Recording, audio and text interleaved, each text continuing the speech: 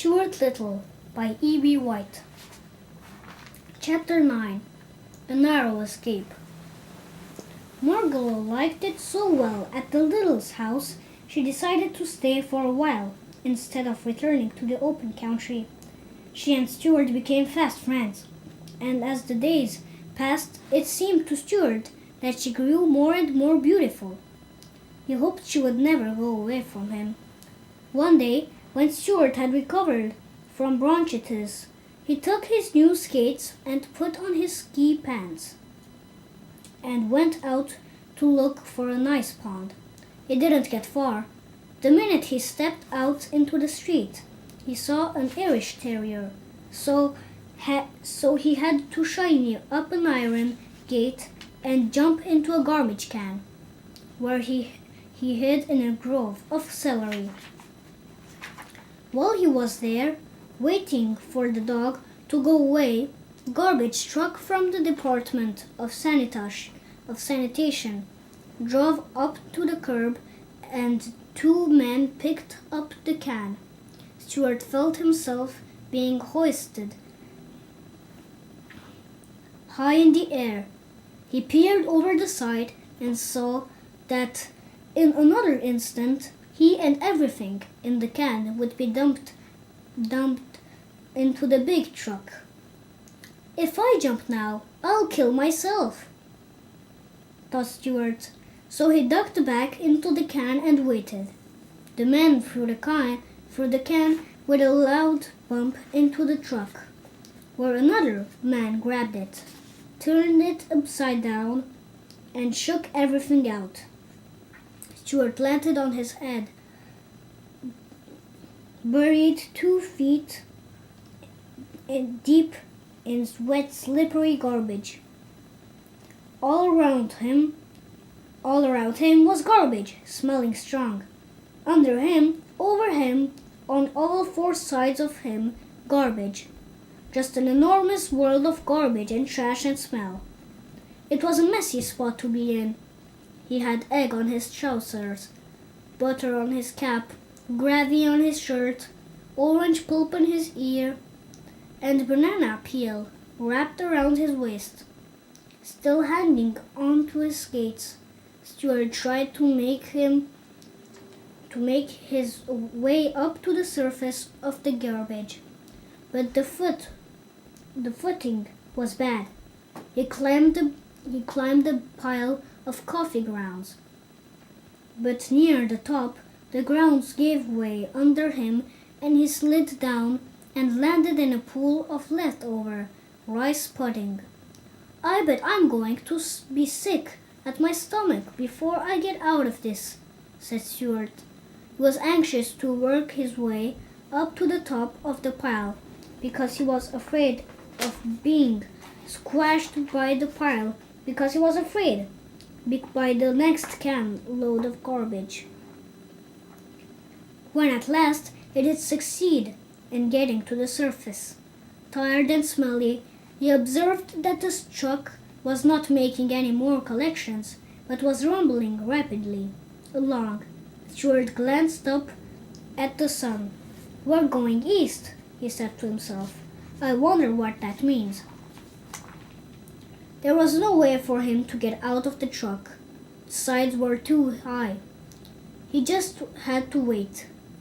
When the truck arrived at the East River, which bordered New York City on the east and which is a rather dirty but useful river, the driver drove out onto the pier, backed up to a garbage scow, and dumped his load. Stuart went crashing and slithering along with everything else and hit his head so hard he fainted and lay quite still, as thought dead. He lay that way for almost an hour, and when he recovered his senses, he looked about him and saw nothing but water. The scow was being towed out to sea. Well, thought Stuart, this is about the worst thing that could happen to anybody. I guess this will be my last ride in this world. For he knew that the garbage would be towed 20 miles out and dumped into the Atlantic Ocean. I guess there's nothing I can do about it, he thought hopelessly. I'll just have to sit here bravely and die like a man. But I wish I didn't have to die with egg on my pants and butter on my cap and gravy on my shirt and orange pulp in my ear and banana peel wrapped around my middle.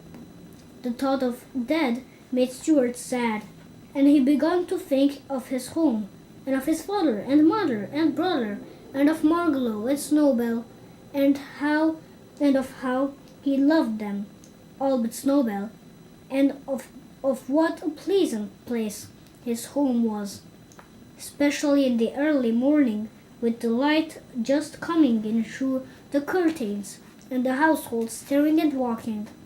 The tears came into his eyes when he realized that he would never see them again. He was still sobbing when a small voice behind him whispered, "Stuart!" He looked around through his tears, and there, sitting on a Brussels sprout, was Margalo. "Margalo!" cried Stuart. "How did you get here?" "Well," said the bird, "I was looking out the window this morning when you left home, and I happened to see you get dumped into the garbage truck. So I flew out the window and followed the truck, thinking you might need help." "I've never been so glad to see anybody in all my life," said Stuart. "But how are you going to help me?" "I think that if you'll hang onto my feet," said Margalo, "I can fly ashore with you." "It's worth trying anyway. How much do you weigh?" "3 ounces and a half," said Stuart. With your clothes on?" asked Margalo. "Certainly," replied Stuart modestly. "Then I believe I can carry you all right." "Suppose I get dizzy?" said Stuart. "Don't look down," replied Margalo. "Then you won't get dizzy." "Suppose I get sick at my stomach?" "You'll just have to be sick," the bird replied.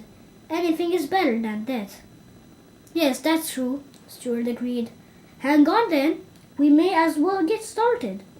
Stuart tucked his skates into his shirt, stepped gingerly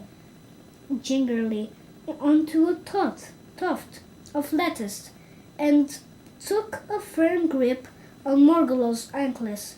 "All ready!" he cried. With a flutter of wings, Margalo rose into the sky, carrying Stuart along, and together they flew out over the ocean and headed toward home. "Phew!" said Margalo, when they were high in the air. "You smell awful, Stuart." "I know I do," he replied gloomily. "I hope it isn't making you feel bad."